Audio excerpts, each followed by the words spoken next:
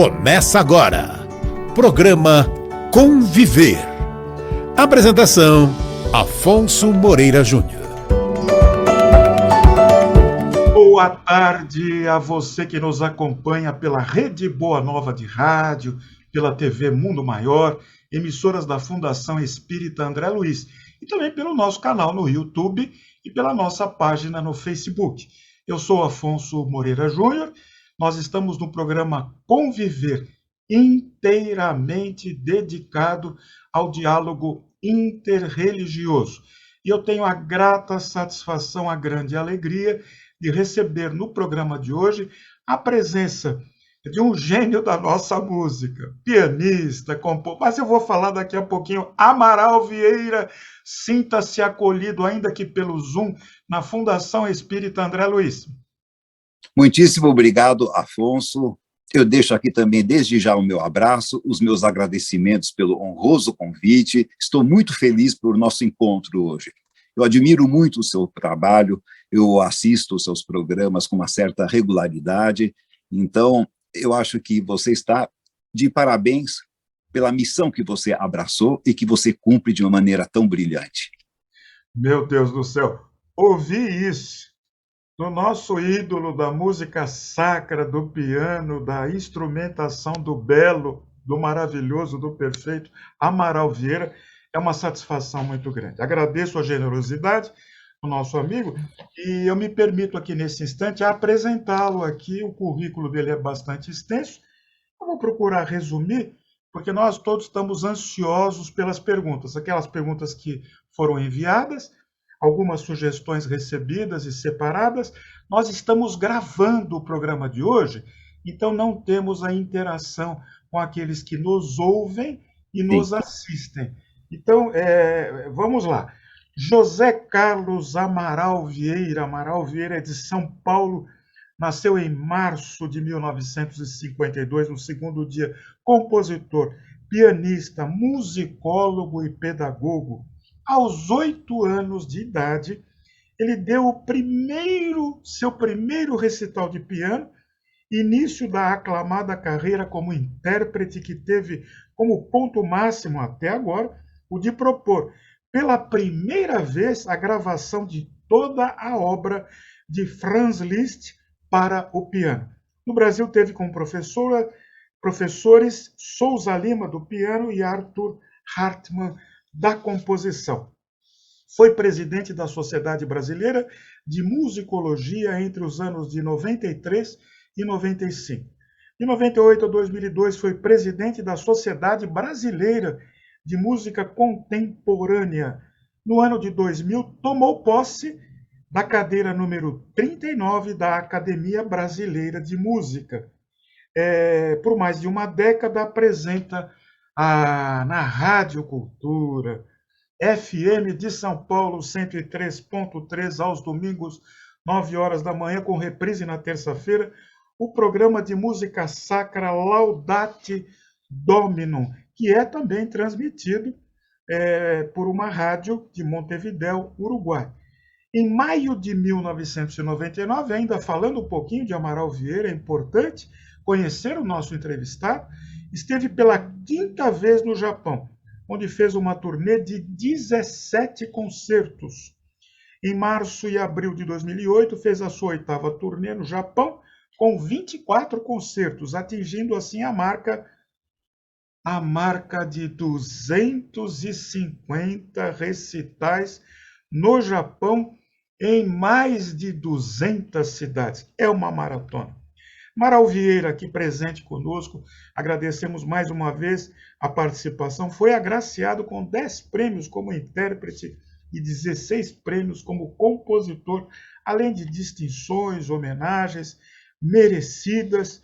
Ele é autor, tenho aqui as informações, ele possui 72 realizações fonográficas como compositor ou como intérprete, editadas em LPs, em cassetes, em CDs, com ênfase especial para a obra de Liszt, além de um vasto repertório de obras próprias, com mais de 500 composições para vários tipos de conjuntos musicais. Eu vou ficando por aqui, senão eu vou perder aqui a oportunidade de ouvir o nosso querido irmão, e que, como já vimos, está credenciadíssimo. Mas antes de mais nada, credenciadíssimo a falar de música sacra. Mas eu não vou resistir, como fã do seu trabalho na Rádio Cultura FM 103.3, São Paulo, da Fundação Padre Anchieta, Laudate Domino, nosso programa de todos os domingos às 9 horas. Conta um pouquinho desse programa de música religiosa, de música sacra, Amaral, feito com tanto carinho e com uma espiritualidade que não é normal. Olha, eu agradeço muito, Afonso. Na realidade, em 1989, eu procurei a então diretora da Rádio Cultura FM de São Paulo para propor a realização de um programa dedicado à música sacra. A Rádio Cultura tinha programa dedicado ao piano, dedicado à música sinfônica, aos vários meios de expressão da música de concerto, mas ficava faltando a música sacra. E ela me recebeu muito bem, era uma pessoa extremamente gentil, muito sensível, e a pergunta que ela me fez foi muito curiosa. Ela falou assim: mas você acha que teremos audiência, que haverá gente interessada nisso? Eu falei: você vai se surpreender, você vai se surpreender. Então fizemos uma primeira experiência no ano de 1989, e foi assim extraordinário o retorno que nós tivemos.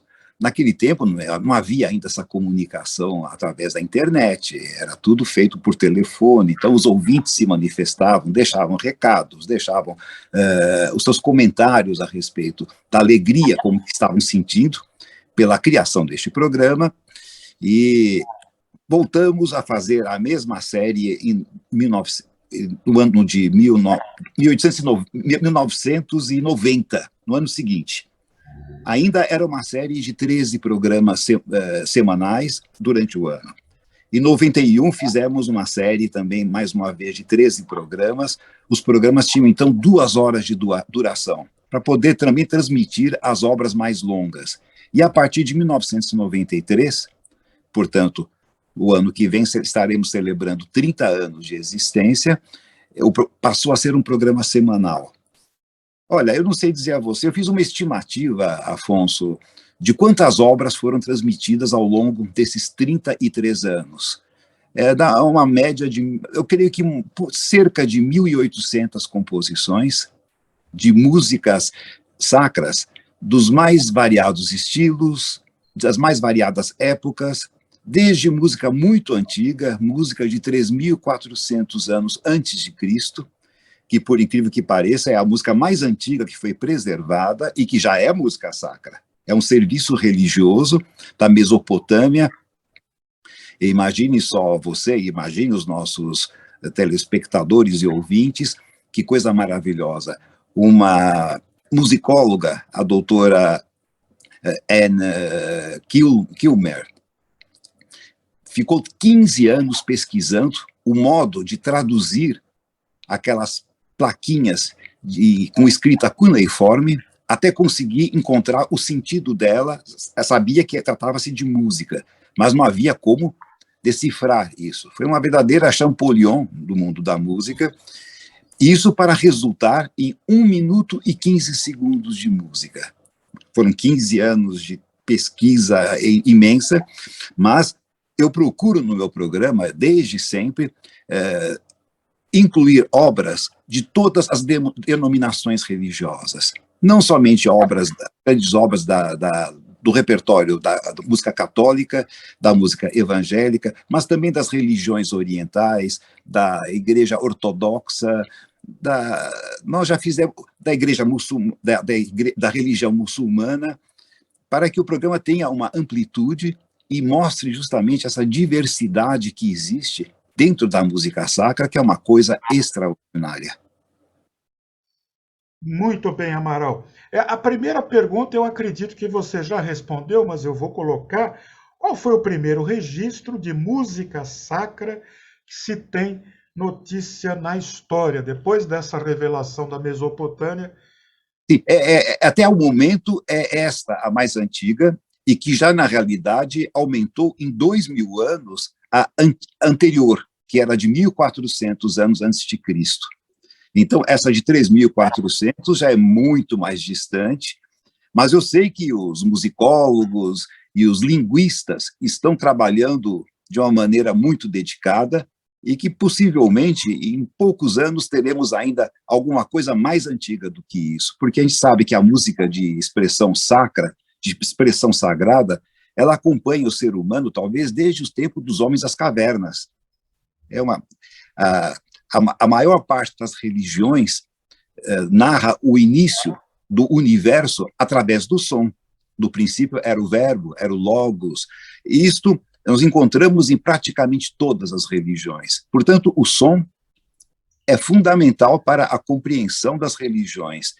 E qual a forma mais linda, mais bela do som, que afora a música? Nada supera a música em relação a isso. Amaral Vieira, eu vou comentar aqui nos bastidores com todo carinho, com todo respeito. Estávamos aqui com a produção, comentando, você é um compositor prolífico, com tanto trabalho, e alguém disse, você sabe que nós somos espíritas, acreditamos Sim. na reencarnação. E alguém disse, também dele deve estar várias encarnações nisso aí também, deve estar várias encarnações. Então eu fico aqui, fico emocionado diante do seu trabalho, que me impressiona bastante, que faz tão bem para a nossa alma e que continua através dos tempos. Amaral Vieira, qual o panorama atual da música sacra? A música sacra ainda é executada? Recebe interesse, há interesse por parte do público e dos músicos clássicos? Sim, na realidade ela é praticada, só que ela saiu de dentro dos templos, de dentro das igrejas, e acabou se transferindo para as salas de concerto. Hoje escutamos com mais frequência a música sacra de qualidade executada nas salas de concerto do que dentro das próprias igrejas. No que diz respeito, por exemplo, à religião católica, isso se deve muito ao Concílio Vaticano II, que foi realmente, na minha modestíssima opinião, um grande engano de querer realmente popularizar a prática da música dentro das igrejas, em que a língua latina foi abolida do próprio ofício religioso e que a música passou a ser uma música, que é essa que nós escutamos hoje nas igrejas, sendo tocada. A música com violão, com bateria, é a música de cunho popular. A música que talvez, e dentro das denominações evangélicas, a música gospel. Tenho nada contra isso, Afonso. Acho que haverá espaço e razão de ser para tudo, mas nada substitui realmente aquela música de essência verdadeiramente sagrada dos grandes mestres do passado que se destacaram e que deixaram um legado precioso para a humanidade. Eu até gostaria de lembrar aqui o seguinte, que nos meus tempos de criança, eu fui criado dentro da fé católica. Os meus pais eram católicos, mais a minha mãe do que o meu pai, mas os meus pais moravam no bairro da Pompeia, aqui em São Paulo. E nós frequentávamos a igreja da Pompeia, onde havia um coro polifônico, um coro de peso, um órgão de tubos, onde eram apresentadas, durante a celebração da missa, obras de compositores como Lorenzo Perosi, que foi o mestre de capela da Capela Sistina, em Roma, até a sua morte em 1956, uma das figuras mais notáveis da história da música. Então, esse era o nível do repertório que era apresentado durante a celebração religiosa. É uma forma de elevação. A partir do momento que o Concílio Vaticano II determinou que o mais importante do que isso seria a participação dos fiéis, que deveriam cantar junto, mesmo que a música, e para que eles pudessem cantar juntos, não podia ser uma obra tão elaborada como uma missa de Perosi, não podia ser uma peça de Palestrina, não poderia ser uma peça de Bach, não poderia ser uma peça de Beethoven. Então, é lógico, começou-se a criar uma quantidade bastante significativa de obras mais simples, mais simplórias, eu até diria, e que são verdadeiramente embaraçosas para nós que conhecemos esse grande repertório da música sacra. Acho que saber escutar é também uma forma de elevação. Não é somente participar. E é isso que nós assistimos quando assistimos a um concerto, por exemplo. As pessoas estão na plateia, estão absorvendo, recebendo a mensagem que os músicos estão produzindo no palco, não somente como agentes passivos, essas pessoas estão interagindo, estão realmente recebendo essas vibrações tão elevadas da música que está sendo apresentada. Elas não precisam cantar junto, elas não precisam levar cada qual o seu violino para tocar junto com a orquestra, até mesmo porque não fariam isso com excelência. Então, é um ponto de vista muito pessoal. Já tive, inclusive, grandes diálogos com grandes líderes da própria Igreja Católica a respeito disso, dos quais o mais longo e o mais memorável foi com Dom Paulo Evaristo Arns, a quem eu propus a criação de um arquivo de música sacra brasileira, porque justamente pelo fato de ter havido uma mudança radical no direcionamento da música sacra, as partituras dos compositores que estavam nas igrejas começaram a ser descartadas, porque já não havia mais utilidade para elas.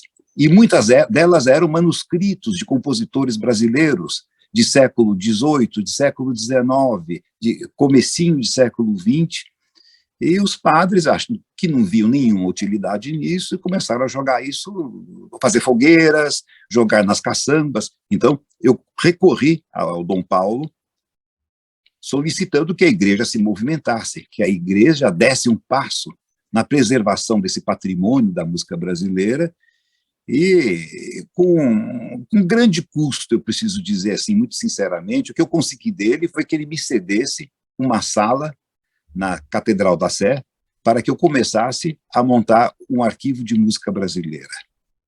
Eu consegui dar início a esse projeto, consegui ainda salvar algumas partituras que estavam com destino já selado, que era uma caçamba ou uma fogueira que seria feita nos fundos da igreja, mas foi bem neste momento em que o arquivo, ao qual eu dei o nome de Arquivo de Música Sacra Brasileira, Fúrio Franceschini.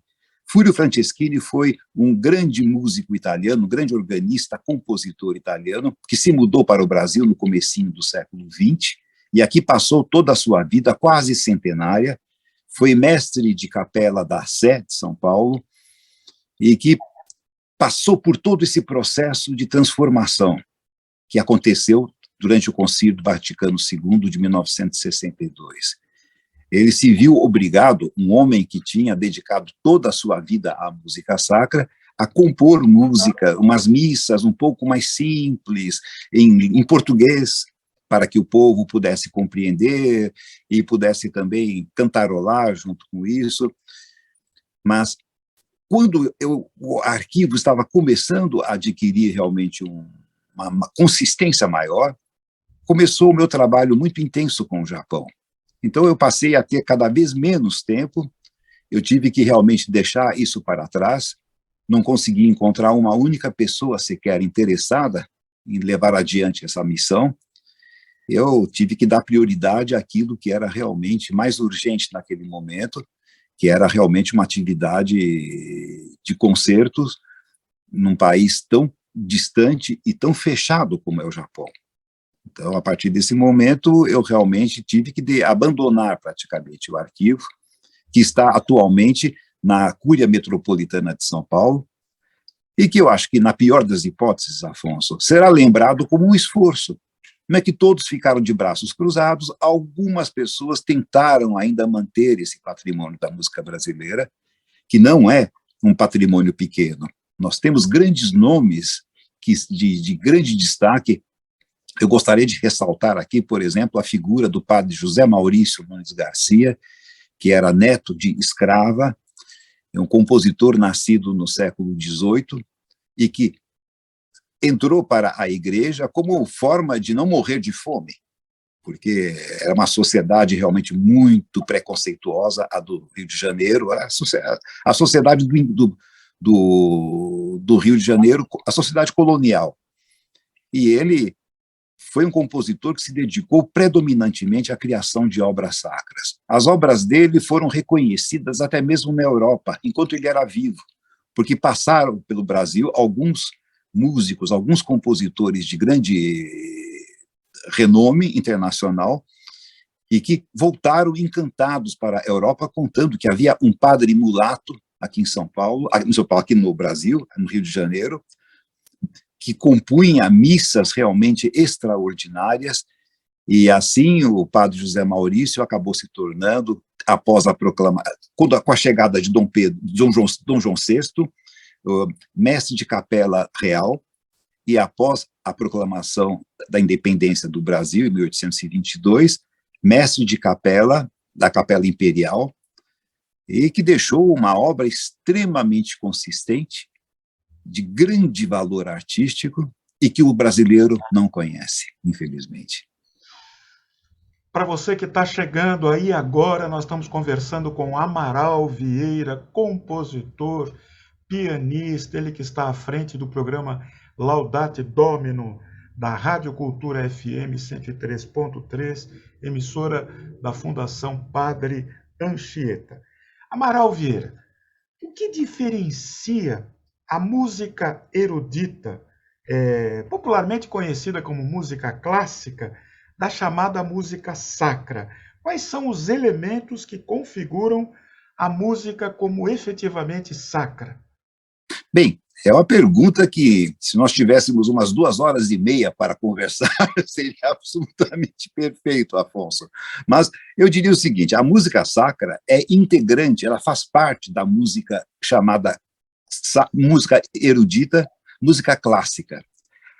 O termo música erudita é pouco simpático, né? Porque quase que dá a ideia de alguma coisa enciclopédica, acadêmica, e praticamente inacessível a pessoas que não tenham feito estudos realmente detalhados, estudos profundos de música. E já houve muito tempo aqui no Brasil esse preconceito, essa ideia estranha de que, para poder apreciar a música clássica, a música de concerto, a pessoa teria que ter frequentado 20 anos um conservatório, porque só essas pessoas estariam habilitadas a usufruir esse grande patrimônio, quando, na realidade, a gente sabe que a música não se absorve pelo intelecto, é pelo coração. É pelo coração, pela emoção, pela sensibilidade da pessoa. Agora, eu quero acreditar que, ao compor uma obra sacra, um compositor sempre vai empenhar o que de melhor ele tem dentro de si, porque ele está fazendo realmente essa religação, esse religare, que é a origem da palavra religião, com instâncias altamente superiores.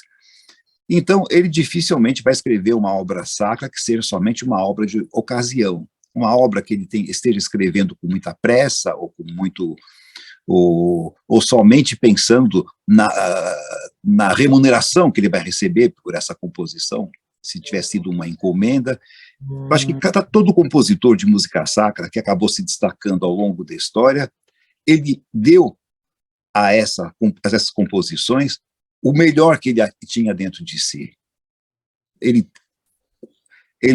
São as obras que talvez melhor representem, e tem alguns compositores cujas obras todas podem ser consideradas obras sacras, até mesmo as obras profanas. É o caso do compositor alemão Johann Sebastian Bach, que terminava todas as suas obras com as seguintes letras: S. D. G. Só lhe deu glória, somente glória a Deus, somente a Deus glória, né? Então, a obra dele era realmente um ofício religioso. Cada peça que ele escreveu, até as peças realmente didáticas, revelam uma espiritualidade, uma atemporalidade, e serão eternas porque religam o ser humano com a sua verdadeira origem divina. Eu peço licença aqui ao nosso entrevistado para agradecer aqui a produção do nosso programa, Fábio Bettinassi, diretamente lá de Araxá, Minas Gerais, Alex Monteiro, aqui do Bom Retiro, Bruna Paz, na divulgação, Silvana Zandomeni, nos trabalhos técnicos de hoje, Rogério Palma, e na edição a nossa querida Edi Pontes. Amaral Vieira, na sua opinião, por que a música sacra é tão tocante ou tão emocional? O que existe na composição sacra? Qual é o segredo que nos toca o coração e nos desperta uma certa sensação de contato com o divino? Como é que é essa química? Existe uma fórmula? Não, eu não chamaria de fórmula, Afonso, mas eu acho que existe uma explicação para isso. Eu acho que dentro de cada ser humano existe realmente um ponto a ser tocado que o torna um ser humano melhor. É uma área muito sensível, não saberia precisar se isso está verdadeiramente dentro do coração como órgão físico, ou se está dentro da mente do ser humano, na sua instância mais elevada, mais superior. Mas quando isso acontece, eu acho que o ser humano se modifica. A música tem esse poder, especialmente a música sacra tem essa capacidade de promover essa religação do ser humano com a sua verdadeira origem divina. Eu gosto muito de fazer uma alusão, uma analogia, com aquela célebre pintura que está na Capela Sistina, de Michelangelo, em que aparece Deus tocando o dedo do ser humano. Isto é um momento. O que falta para que aquele dedo humano toque o dedo de Deus, justamente, é alguma coisa que possa promover esta conexão. Eu acho que a música sacra é uma das possibilidades. Não digo que seja a única, mas é uma das possibilidades de promover essa conexão. E posso garantir a você que, fazendo também uma alusão à lenda, à história do Santo Graal, aquela frase é muito verdadeira. Aquele que bebeu deste cálice nunca mais será o mesmo. A pessoa que teve contato, que conseguiu.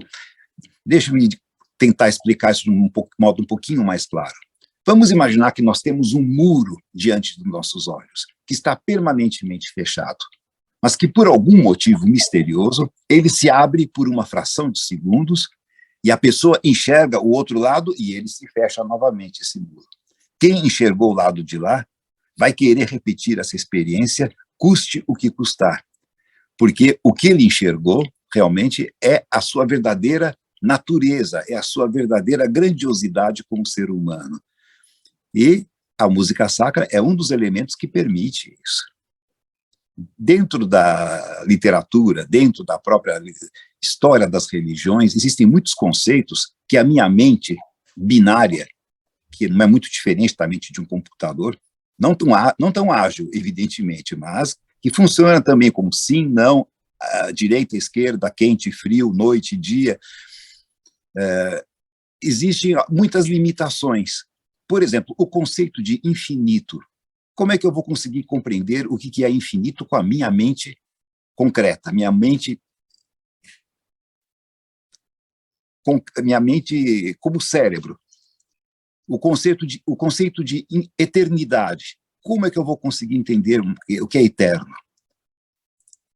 Eu acho que a arte nos proporciona, e a música de um modo muito especial, alguns momentos em que alguma obra nos toca de um modo muito particular, muito especial, nós passamos a compreender esses fenômenos, esses conceitos que são extremamente elevados e complexos, de uma maneira muito natural. Fomos tocados, e pelo fato de termos sido tocados, fomos modificados, e vamos querer repetir essa experiência. Tudo que eu estou dizendo é muito pobre comparado àquilo que ocorre na realidade, mas as palavras são pobres em comparação com o sentimento que está envolvido nessa experiência. É uma experiência mística, é uma experiência modificadora, e só quem passou por isso realmente estará compreendendo o que eu estou dizendo. Maral Vieira, projetos culturais como esse piano na rodoviária aqui de São Paulo, do Tietê, e em algumas estações do metrô, conseguem levar música para ambientes públicos e a população interage. Nós percebemos muito bem com isso. O senhor acha que o poder público deveria investir mais na musicalização de espaços públicos e criar políticas de incentivo para que as empresas pudessem investir mais nisso também? Ah, mas não tem a menor dúvida. Eu acho que realmente já foi uma grande perda, um grande prejuízo para a cultura do país, quando o ensino de música nas escolas públicas foi abolido. E é engraçado que nós temos, como brasileiros, uma grande tendência a generalizar as coisas. A gente fala assim, isso aconteceu, foi o governo. Não, isso aconteceu, tem nome e endereço. O ministro da Educação era Jarbas Passarinho, no tempo da ditadura militar, e que achou que era uma grande bobagem as crianças aprenderem música na escola, aprenderem artes, a desenhar, enfim, ter um contato com a arte já nessa primeira fase da vida.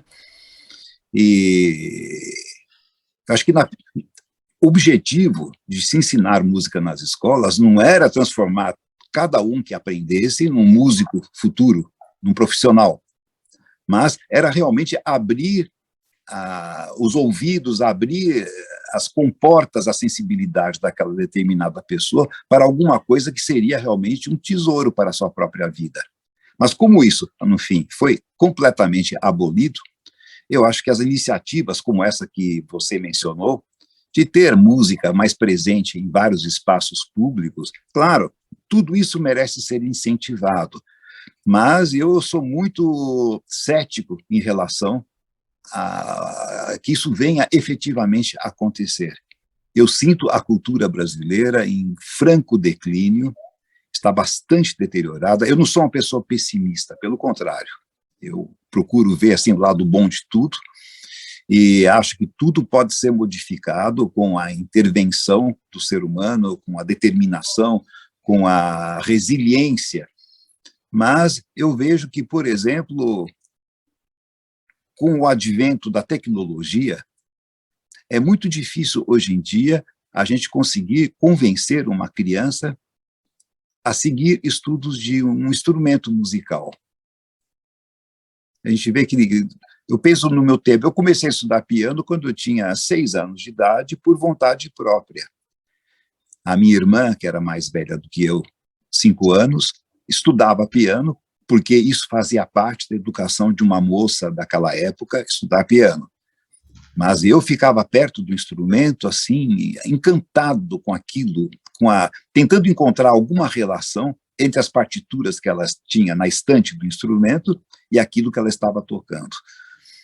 Mas eu acho que essa juventude de hoje está muito mais conectada ao mundo da informática, aos tablets, aos joguinhos, aos games, e como os pais, de um modo geral, também não tiveram eles próprios algum tipo de iniciação, acho que esse processo de iniciação é algo verdadeiramente sagrado em qualquer coisa.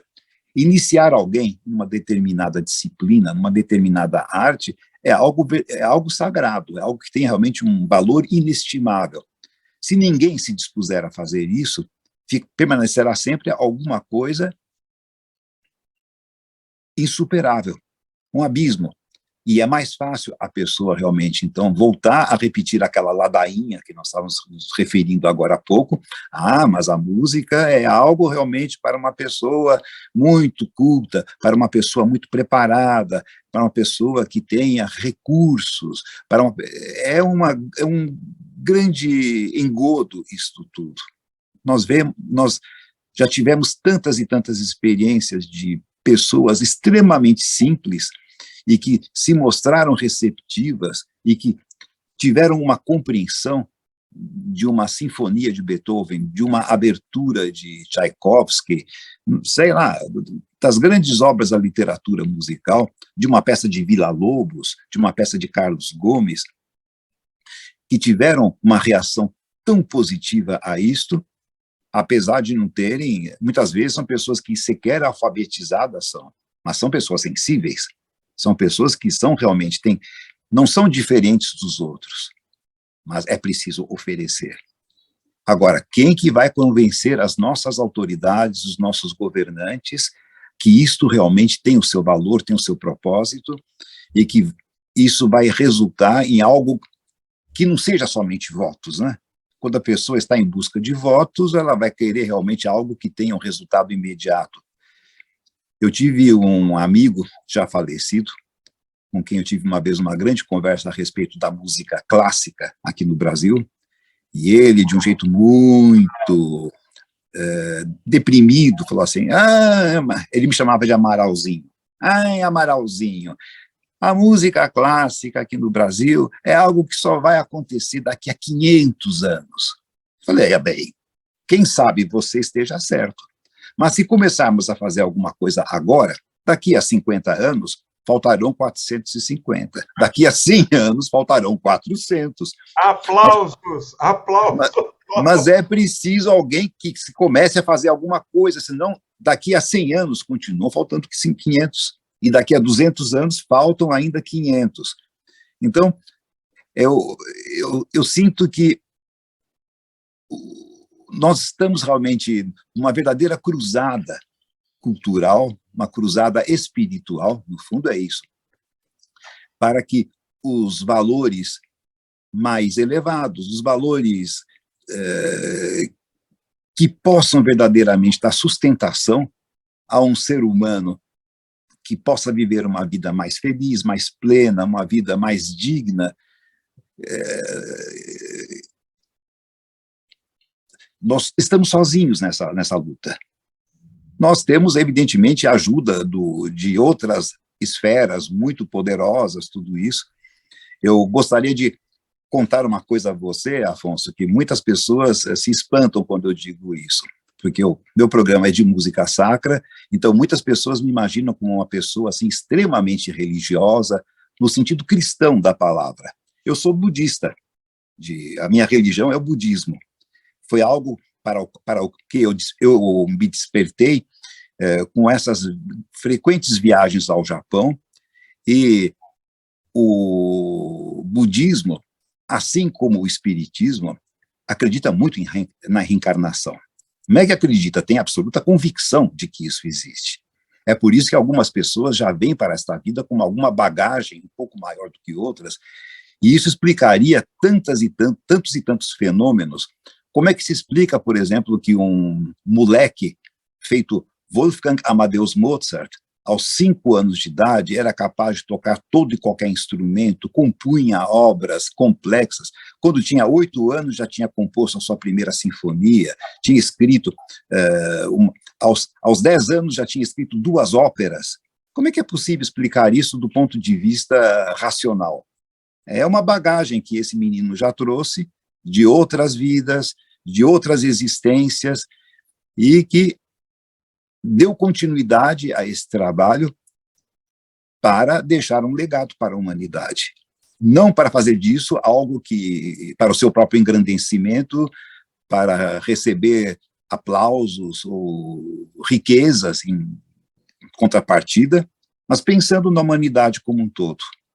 Foi uma vida bastante sacrificada, uma vida movimentada, e já quero deixar bem claro aqui que a vida dele pouco ou nada tem a ver com aquele filme que fez muito sucesso, chamado Amadeus, que é inteirinho fantasiado de um diretor eslovaco, mas seria uma explicação. Ele já veio com uma bagagem. Amaral Vieira, nosso programa vai chegando ao final e eu gostaria de permanecer aqui na sua companhia com tantas perguntas sem responder. Só me resta aqui, nesse instante, encerrar com o meu tributo de gratidão, admiração pelo seu talento, pelo seu trabalho, pela sua coerência e pela sua religiosidade. Deus o abençoe, Amaral Vieira. Muitíssimo obrigado, Afonso. Eu estou feliz pelo nosso encontro. Eu estou vendo que eu ganhei um novo amigo. É, isso. E teremos ainda muitas oportunidades de dar continuidade a esse diálogo. E espero que você fique bem, que todos os que estejam nos assistindo, nos acompanhando, também fiquem bem. E que nunca percam a confiança, a coragem, a esperança em tempos melhores. Porque eles virão se cada qual fizer a sua parte. Um grande abraço a você, Afonso, e a todos. O programa Conviver fica por aqui. Até a próxima semana, se Deus quiser.